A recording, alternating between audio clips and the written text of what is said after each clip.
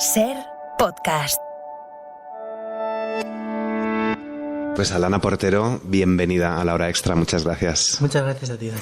Quería preguntarte en primer lugar por algo que comentábamos en la rueda de prensa, y es que debutas en la novela y lo haces con un éxito internacional antes incluso de que se publique la novela. Hablabas de las lógicas editoriales. ¿Confías en que esas lógicas editoriales ahora se trasladen al público? Bueno, por lo menos lo espero. Espero que sí. Estoy contentísima con la acogida editorial que ha tenido. Es un privilegio y una cosa que yo no hubiera imaginado jamás. Y bueno, pues tengo que creer que los editores saben hacer su trabajo y han apostado por algo que puede gustar y que ojalá tenga, si no un éxito tan grande, por lo menos uno moderado. Pero sí. Debutas con una historia muy personal, pero has insistido en que no es autoficción, que no es un texto autobiográfico. Explícame un poco eso y cuéntame por qué has decidido que sea la primera persona, la voz narradora. Esto pues porque realmente por una cuestión de comodidad, porque me encuentro muy cómoda usando la primera persona. Supongo que no sé si es algo heredado de la poesía y del teatro, la costumbre de escribir monólogos en realidad. Esto ha sido pura comodidad en mi caso, y porque creo que darle un falso aire confesional crea un puente muy íntimo entre el libro y los lectores, ¿no? Pues como leer un diario un poco. Pero no es una autobiografía, y autoficción, pues depende de quién lo catalogue. Siempre insisto en que hay muchos ejemplos que yo consideraría autoficción y que se tienen por literatura universal, ¿no? Es decir, autores maravillosos, no sé, pues desde Proust o Thomas Mann, Arthur Schnitzler o Philip Roth, Cormac McCarthy, etcétera, que casualmente sus protagonistas tienen su edad, se dedican prácticamente a lo mismo que ellos, viven en el sitio donde viven ellos y les pasan cosas muy parecidas, y no se les suele catalogar como autoficción. Es decir, esto parece que es una manera como de empequeñecer las cosas. No tengo mucho problema con esa etiqueta, pero es tan autoficción como la de cualquiera de estos escritores. Hay frases, expresiones que permanecen en el archivo sonoro de la memoria como campanadas fúnebres que te obligan a agitar la cabeza para exorcizarlas. ¿Es esta novela también una suerte de exorcismo de los demonios de la memoria? ¿La protagonista escapa en su infancia a través de la literatura, del cine, de la música? ¿A ti te ayuda a escapar la escritura? Sin duda. Sí, yo creo que... Yo no sé si puedo decir que la literatura en este caso para mí es una necesidad, porque eso a lo mejor, en mi caso puede ser un poco frívolo, porque al final una lo que necesita es comer, vestirse y ya está, y tener un techo, ¿no? Pero sí que hay un mundo interior aprendido y hay una manera de procesar lo que nos pasa, que en mi caso golpea muy fuerte las paredes de mi propio cuerpo y de mi cabeza, y sí necesita salir. Sí que puede ser un exorcismo, y si no, por lo menos una manera de canalizar un mundo interior que está en continuo movimiento y que no puedo evitar que sea así, ¿no? Es como estar continuamente procesando estímulos, símbolos, ideas, personajes, cosas que una ve, y en mi caso pues me viene bien sacarlo fuera. A propósito de los símbolos y personajes, que una acabará siendo mujer lo descubre a través de los ejemplos que tiene cerca, de la sed de referentes, que se repite mucho esto de la sed de referentes, de la necesidad de participar de la herencia de unas mujeres que se dejan a otras y que es ajena a los hombres. ¿Cuáles son esos referentes o esos mitos para ti? Son tantos. Para empezar, las mujeres de mi vida, las mujeres que han rodeado mi vida, las mujeres de mi familia, ¿no? Cuyo mundo era un mundo que a mí me resultaba fascinante, y veía en ellas tanta belleza y tanta particularidad y una manera de estrechar lazos que me parecía muy conmovedora, ¿no? Y que yo echaba mucho de menos. Después, en realidad, tantas mujeres que me he cruzado en la vida, personajes literarios, pues no sé, como las protagonistas de Fuegos de Marguerite Yourcenar, que son las heroínas griegas, o las protagonistas de las tragedias griegas, que me parecen mujeres arquetípicas, pero con una hondura y una pasión desmesurada, mucho más interesantes que los héroes, porque son las que esperan pero incendian sus reinos. Y después, pues, no sé, las estrellas del pop, en tanto que, bueno, que son casi mi versión de rezarle a la Virgen y de mujeres en las que proyectarse. Y después, las mujeres trans mayores, que de las que he aprendido muchísimo y a las que quería hacer un homenaje y que forman parte de mi educación sentimental, personal, cultural y de mi construcción. De niña, las historias que leía o veía la protagonista de la novela, las que estaban protagonizadas por mujeres, contaban siempre la misma historia, una historia de tormento, de soledad. ¿Hay hoy otras historias, otros relatos y más referentes? Sí, poco a poco, pero sí que está sucediendo, claro. Hay ya imágenes de, sino de triunfo, de normalidad y de alegría, ¿no? Que es quizás lo que los referentes de los personajes trans, sobre todo de las mujeres trans, pues yo creo que faltaba contar la alegría, ¿no? Que también hay muchísima. Es decir, al final, nuestra vida es un poco como la de cualquiera.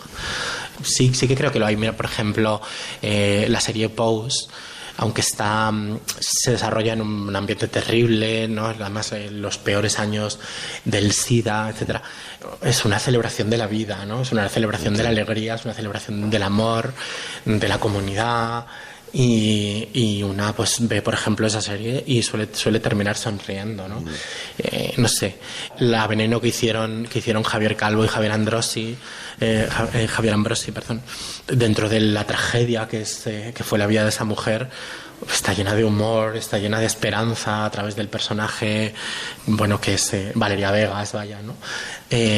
Claro que sí que hay referentes mucho mejores y la alegría se empieza también a decantar en nuestros imaginarios, que es una cosa importantísima. También hay luz y alegría en esta historia. Enseguida vamos a ella, pero antes, lo primero que una niña trans aprende cuando el entorno es hostil a la causa, antes incluso de saber que lo es, cuando todo son intuiciones, es controlar la ilusión o fingirla. Cuánta ilusión, cuánta fantasía se pueden desatar detrás de la puerta de un baño cerrada, y qué importante, ¿no? Tener ilusión, tener fantasía, imaginación e incluso, has dicho, magia. Sí. Ahí una de las premisas de la novela es que los niños y las niñas siempre están escuchando. Y es fundamental ofrecerles por ejemplo, a las infancias trans, o en realidad a cualquier infancia, vamos a decir, no normativa o diferente dentro de lo que se considera normal, ofrecerles el mismo mundo que se le ofrece a los demás. Y esto, porque si no, al final se convierte todo esto en el mundo de las puertas cerradas, de los baños con el pestillo echado, de las habitaciones, de hacer las cosas a solas. Y buscar la ilusión por tu cuenta es una cosa que te puede hacer crecer mucho y tiene algo hermoso, pero es muy triste no poder compartirlo, ¿no? Esto va mucho más allá de lo trans. Quiero decir, esto es una experiencia que muchas personas pueden entender, vaya. Es muy triste que una infancia tenga que aprender a gestionar los silencios cuando no le corresponde, ¿no? O a gestionar la ilusión, ¿no? Que parece que son dos conceptos, o sea, gestión e ilusión son dos cosas que casi se golpean la una contra la otra. No poder ilusionarse, que es, si no te ilusionas cuando eres una niña, ¿cuándo te vas a ilusionar? porque porque tienes miedo de parecer algo que que sabes que está de alguna manera mal visto, castigado, que es visto de manera negativa por el entorno, es una cosa terrible.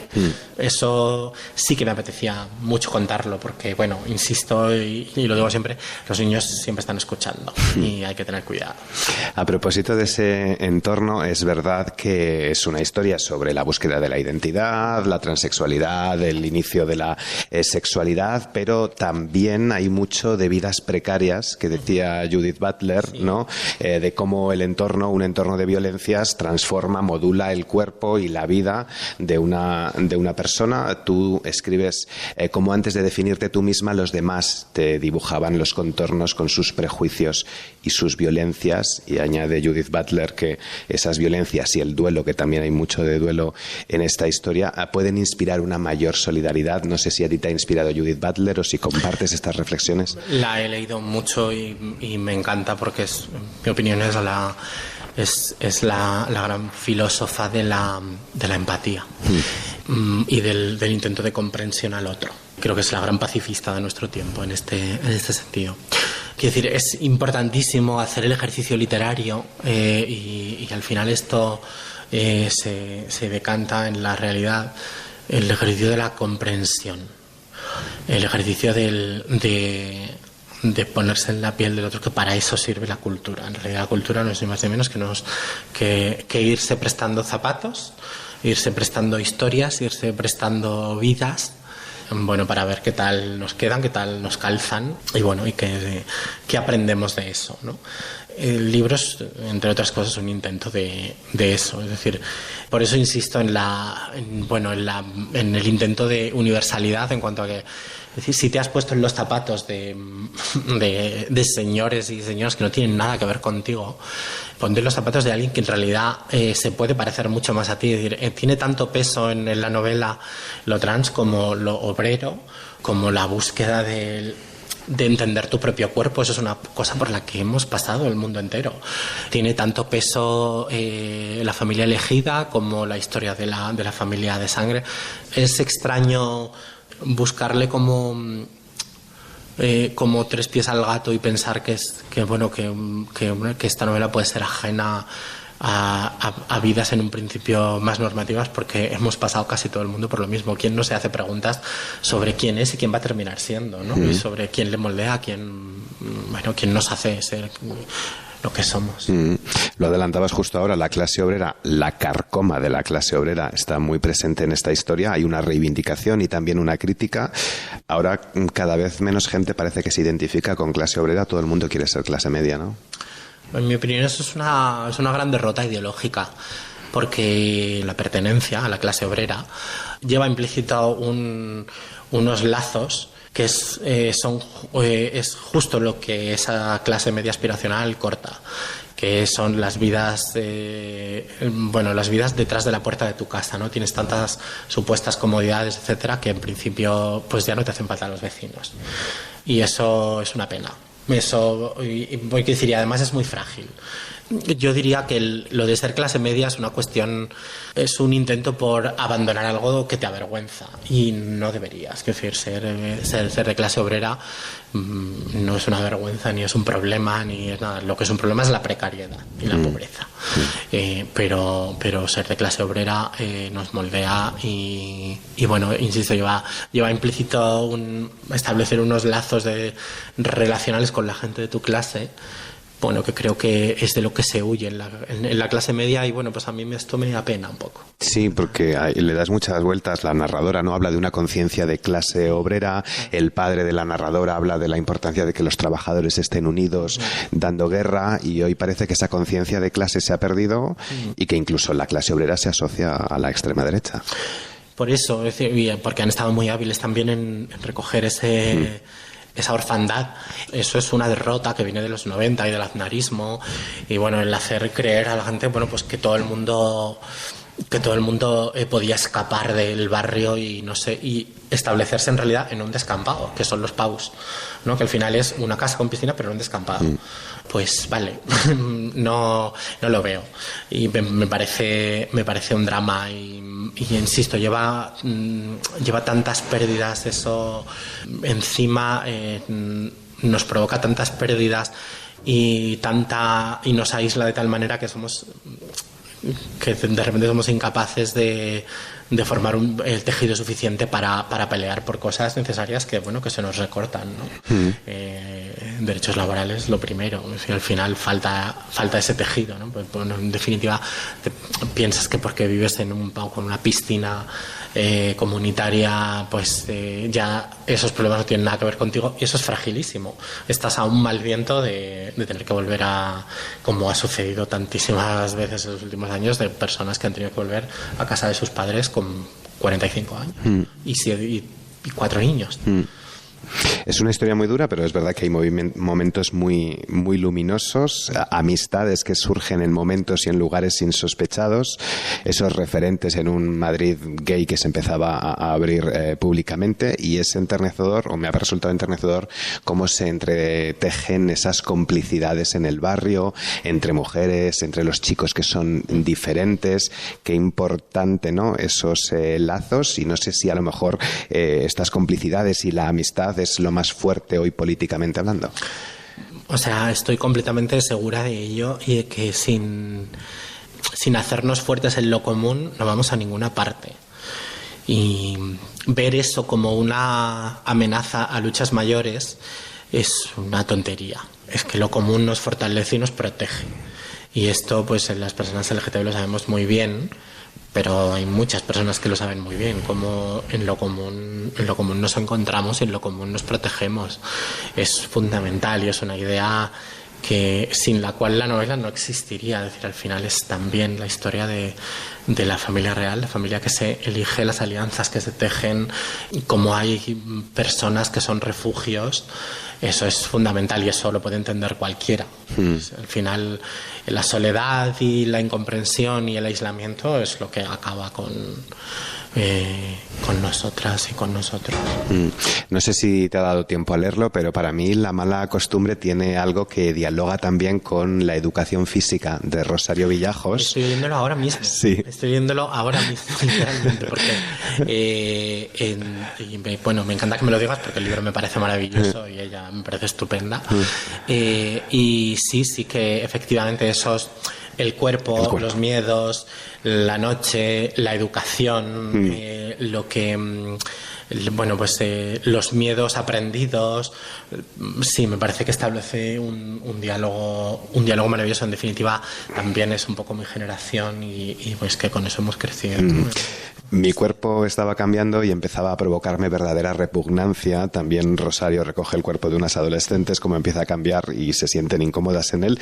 No sé si es posible tener adolescencias felices. ¿De verdad podemos ser felices, Margarita?, pregunta la narradora, o si va a estar siempre ahí, al fin y al cabo, la crueldad de la juventud, que también se escribe. Eso es una pregunta estupenda, para la que no tengo respuesta, pero tengo esperanza.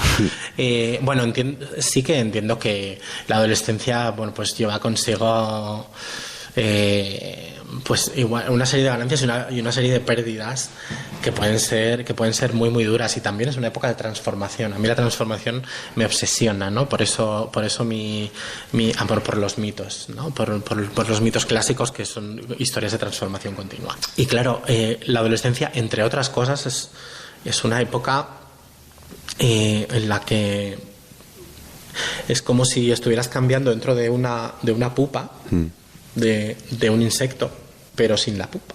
Todo el mundo está viendo lo que te pasa, ¿no? Y hay cosas que quizá te gustaría que sucedieran de forma íntima o no estar tan expuesta. Y creo que en general se trata con mucha injusticia a los adolescentes y a las adolescentes. Pues es decir, su mundo está cambiando entero y lo está haciendo delante de todo el mundo.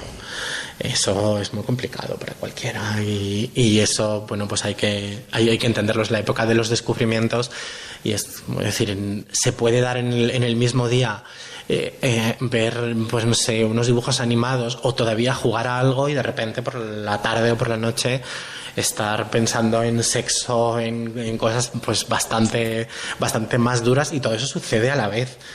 esas pulsiones, eso es muy complicado llevarlo encima, y al final es como la infancia y la edad adulta colisionando de una manera brutal y desmesurada, y que, bueno, en fin, que merece mucha comprensión, mucha literatura.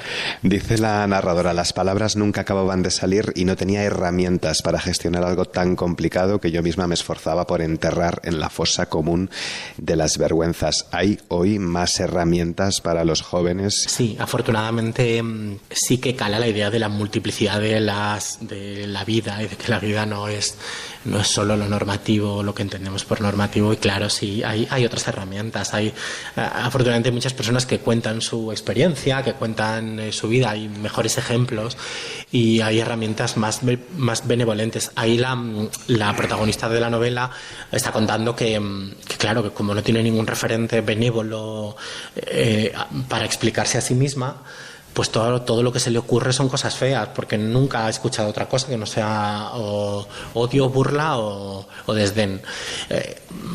Creo que eso sí que ha cambiado mucho. Es decir, eso sigue ahí, hay odio, burla y desdén, pero también hay alegría, como decía antes, y al final pues poder contarse también desde la alegría es fundamental para construirse mucho mejor.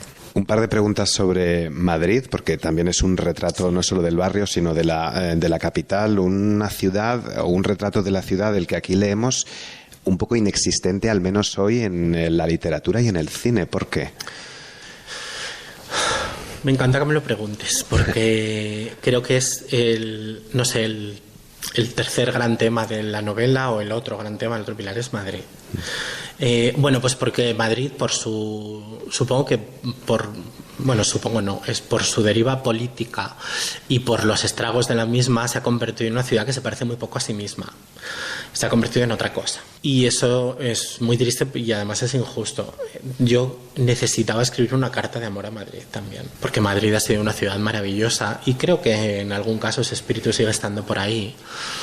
Y yo no entendería mi propia vida y mi propia formación sin recorrer las calles de Madrid. Madrid es una ciudad que necesita atención, que necesita fijarse, que necesita pasearse, que carece de las grandilocuencias de otras ciudades maravillosas o de la monumentalidad, pero que cuando la conoces bien y te empeñas en conocerla, esconde lugares alucinantes y tiene un espíritu que creo que es precioso, el espíritu de las feas con gancho, digo yo. Es una ciudad fea con gancho.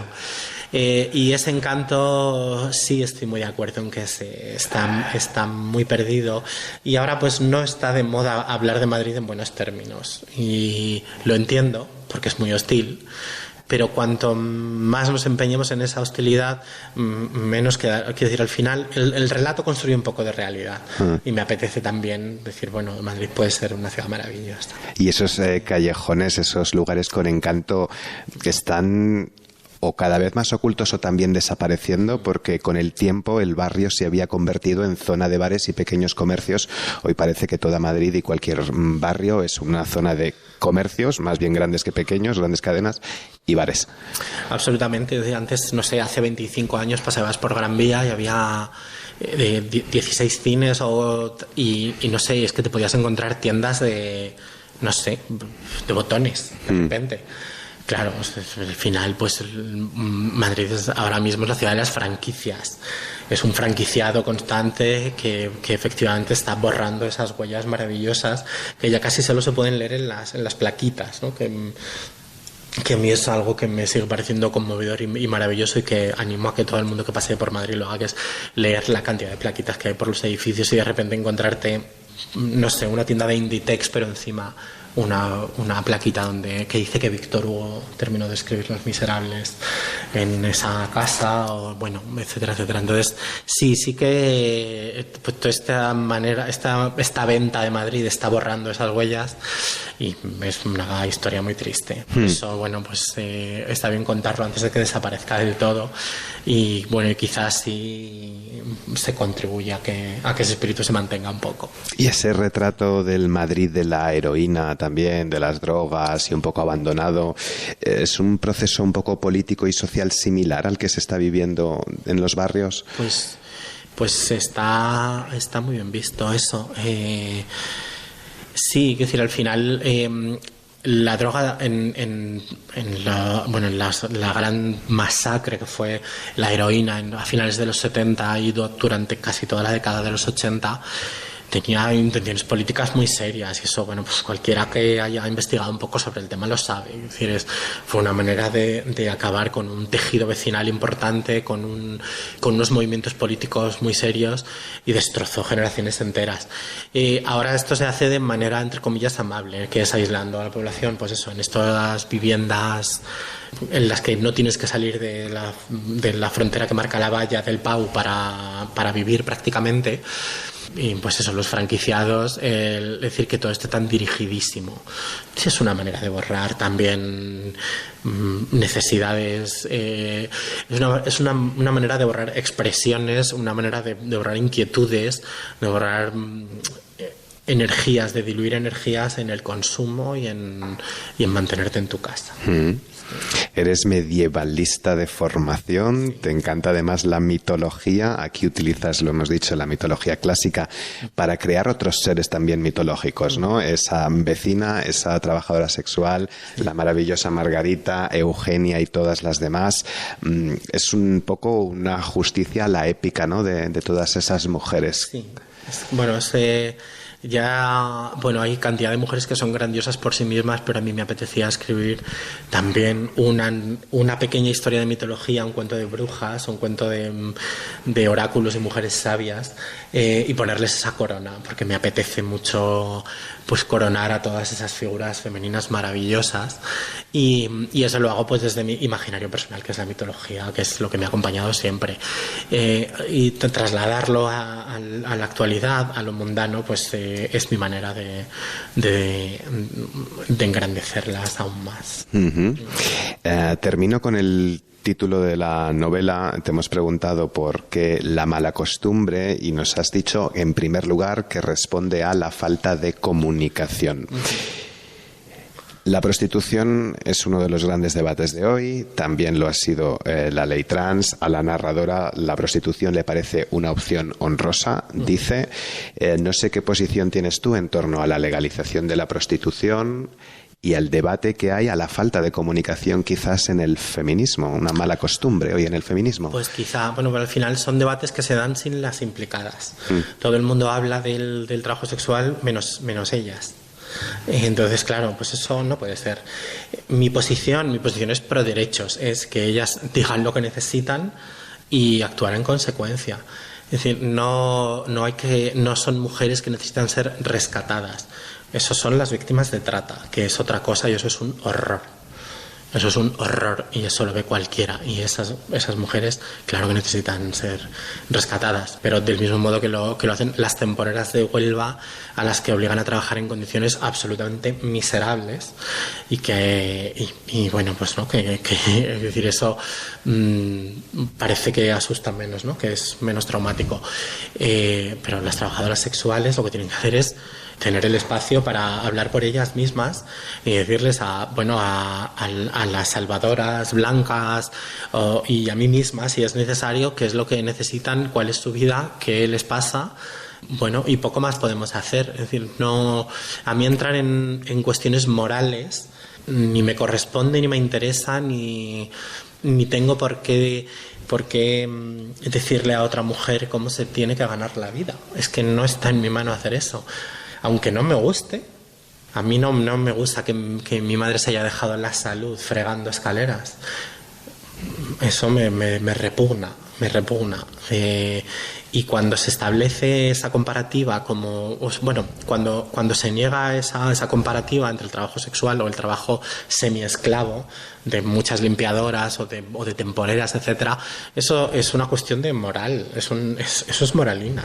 Al cuerpo le están pasando casi las mismas cosas y las violencias son bastante parecidas. Entonces, a mí no me corresponde hablar por ellas, me corresponde otorgarles,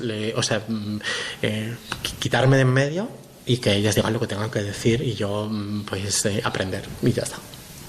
Pues Alana Portero, muchas gracias por el tiempo, por haber estado en La Hora Extra. Muchas gracias a ti, Daniel. Un beso.